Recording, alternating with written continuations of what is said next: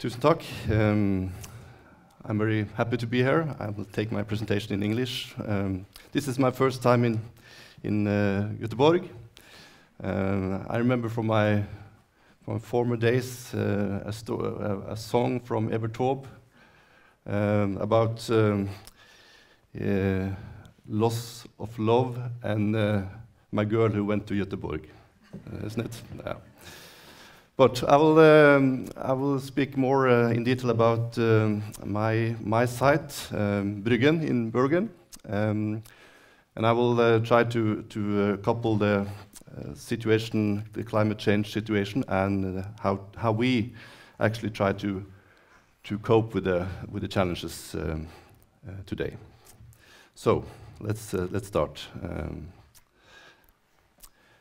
First, I will give you some ideas about what Bryggen is. I think I've seen some of you there before, so I guess some of you have been there. But it's a complex structure.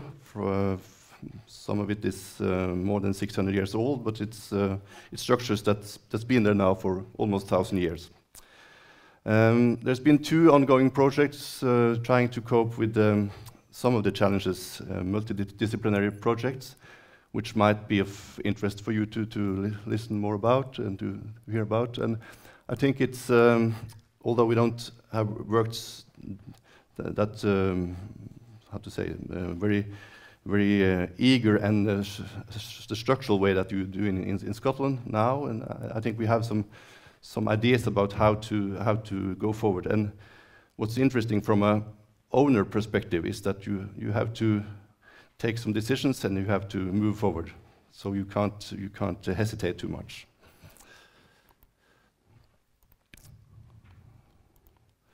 Yeah, 62 buildings.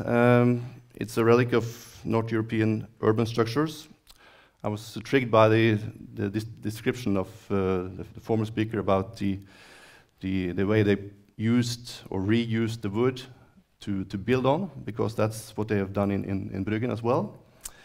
It's about 14,000 square meters. It was nominated in 1979. So it's some of the oldest World Heritage sites in Norway. And it's 8 private owners who try to cope with the situation. And that's quite special, I think, because the private ownership that gives some challenges about how to move forward.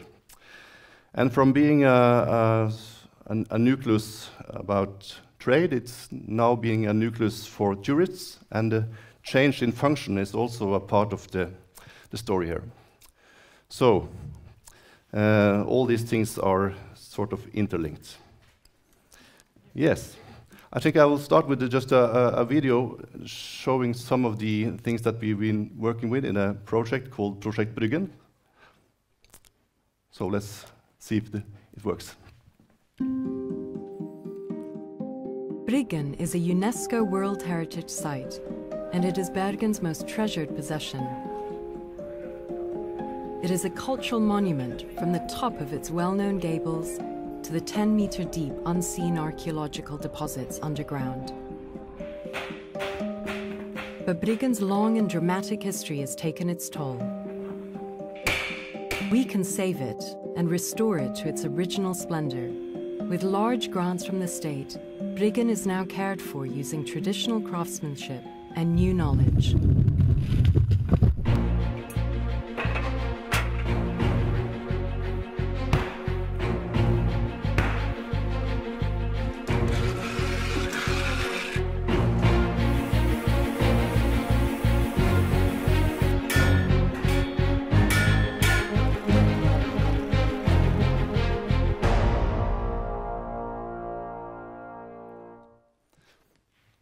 Yes, as I told you, the project's been going on since 2000. The total frame, economic frame, is about 400 million Norwegian kroner. So it's about restoring and repairing some of the old structures that are facing challenges now. Having a look at the map, you see some of the the old structures and the main idea behind the Bryggen. It was an overseas Hanseatic office in former days, up to the mid-17th century. And together with Brygge and London and Novgorod, they made the main structures of the Hanseatic League. And of course, the main office was in Lübeck, up here. So it was listed under the criterion number 3. It bears a unique or at least exceptional testimony to a civilization that has disappeared, the Hanseatic culture. And it disappeared due to the growth of the nations, the European nations in the 17th century. It's the nucleus of the city of Bergen. It's the, so to say, the start of the city, and it's in the center of all the old photos and old pictures of Bryggen. That's interesting. If you go back to the 1570s, you see the structures in the mid parts of the picture here, giving the ideas of how it looked like, and it was well preserved up to now. So the architecture is made by some single or double tenements. It's passages, and it's 3-story warehouses with open galleries. We have in German Stube, we have Ziehstube and Landstube. We have storage rooms, and we have wind arcs with lifts, so how to take up the barrels. And in the back part of the Bryggen, we have the Kjøttstue, the place where we made food and also made heat during the winter time. And the structures are almost similar today. So that's why we came on the list in 1979, being a great assembly of wooden warehouses, perhaps the biggest one in the whole world. But this is always a challenge to manage these sites. This is how it looked in 1944 after the explosion of a ship with dynamite, the Verbode. And all the houses were actually hit by the explosion, but it came some orders from the German council to rebuild the site, luckily enough. And the main idea, of course, is the trade tradition to export the stockfish, the cod from northern Norway, through the harbor of Bergen, and of course to take in necessary products to Norway or the coast, and also to other sites in the North Atlantic area, Iceland, Greenland. It's a grain. It's about taking in salt. It's about pottery, beer, honey, and other stuff. So, what are the challenges? Some have mentioned the water problems, and I can tell it's a water problem also here in Bergen and at Bryggen. As you can see, the old situation up to the mid-12th century was the location of buildings in the back part of what's today's Bryggen. But after the 1450s, after the city fire, they built the site out in the sea, using organic stuff, wood material, and so on. So it's actually a construction out in the seaside. So here you can see some photos from the mid-1860s, and you see how the structure were, and you see some of the vessels that were applied for transportation of the goods.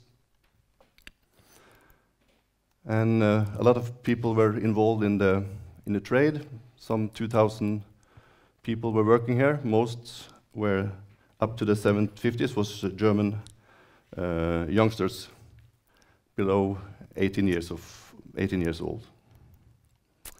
So, what are the threats? Of course, I will pay most attention to climate change, but it's hard to slip the other factors because they are interlinked.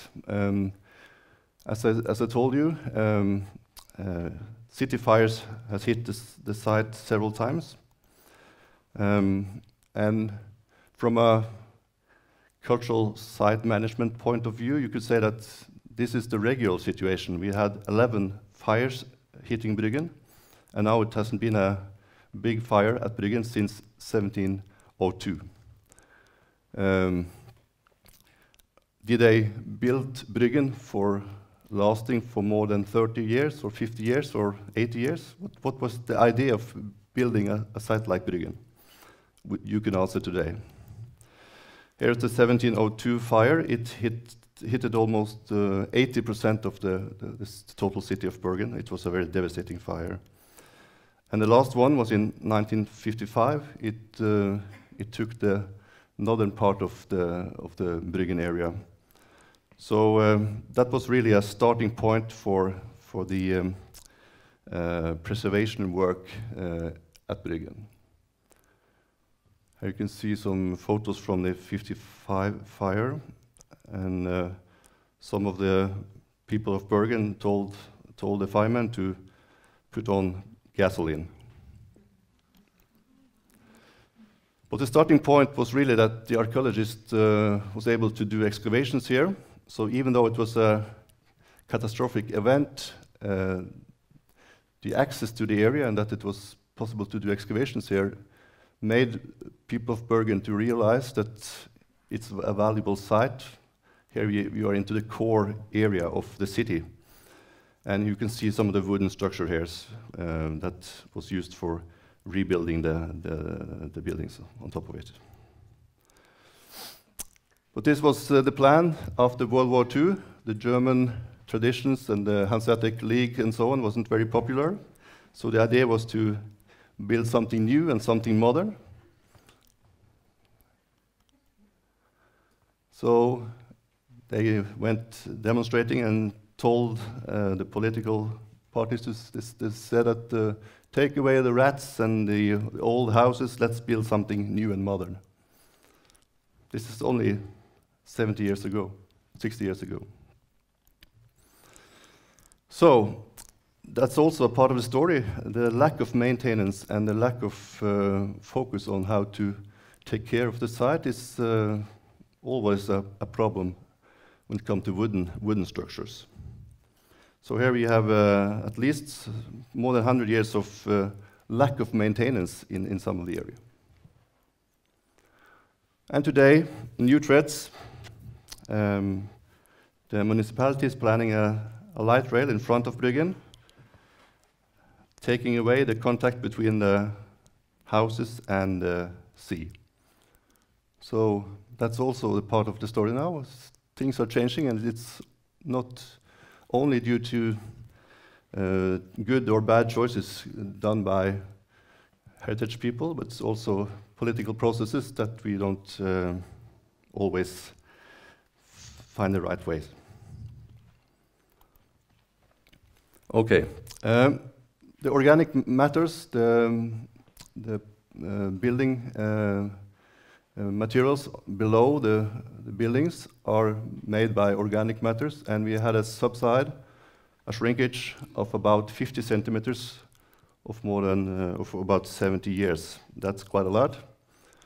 And when you think about the prospect of climate change, that we will now, during the next 70 years, have a raised sea level of about 38 to 40 centimeters, that will not go very good together. So here we have to do something. And several things has to be done. The houses has to be lifted up, and we have to be sure that the organic matter below the houses are well kept. So to do that, we started some 5 years ago a groundwater management project, trying to analyze more carefully where are the areas that need to be looked more after when it comes to avoiding that groundwater is too low. So at these sites we now add water, fresh water.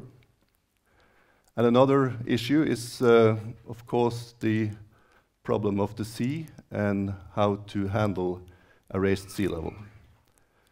And we decided, together with the cultural managers, the national cultural managers, and the county managers, that a proper lifting of the houses would be up to level 1.55 above normal sea level. Then we will have a situation where we have a repeating problem 1 per 1,000 years, and risk for flooding in over to the floors. But of course this is not very easy to do in practical sense. To lift the houses so much will cause problems for the tourists that are used to see something special, and the front areas that are very popular. And of course you have to follow up all the buildings, the 60 buildings. You can't only lift the front buildings, so it's about finding the proper structure here and doing the right thing the right way. So we have started, and we have already lifted up 8 buildings, some 50, 60 centimeters from the current situation. By doing that, we are sure that the houses at Bryggen will be in good shape for at least the next 200 years. But there are other houses, other buildings in Bergen that will have a lot of problems. And what we in practical sense do is that we are we are re-establishing the bulwark, the wooden structures, open structures. And here they are leveled at 1.55 meter above mean sea level. And the process is that we, together with the restoration of the bulwark, also repair what is ruined at the lower parts of the building. It's often rot damages and damages in the structures. The houses have been had a lot of forces in different ways for many decades, so there could be hard to restore the proper shape of them. But well, we do it the proper way. So we are now trying to cope with a dry zone structure where we want to keep the timber and the wood dry, and we have a wet zone below 0.9 where the groundwater management is the key element, and we think by doing that we have the best chance to save Bryggen for the next 100 years. But of course it's demanding. We are working close to the sea, and there are episodes of flooding. And what's been told for me today is the idea that we need to work together multidisciplinary to solve these problems, because they are interlinked. Here are just a list of factors that are involved in maintenance of a building, and how should we cope with all these at one time. I think we need to work several groups together and point out the most important issues and solve them the best way we can. But it costs money, and of course we also need skilled people and skills to do this, so that's important.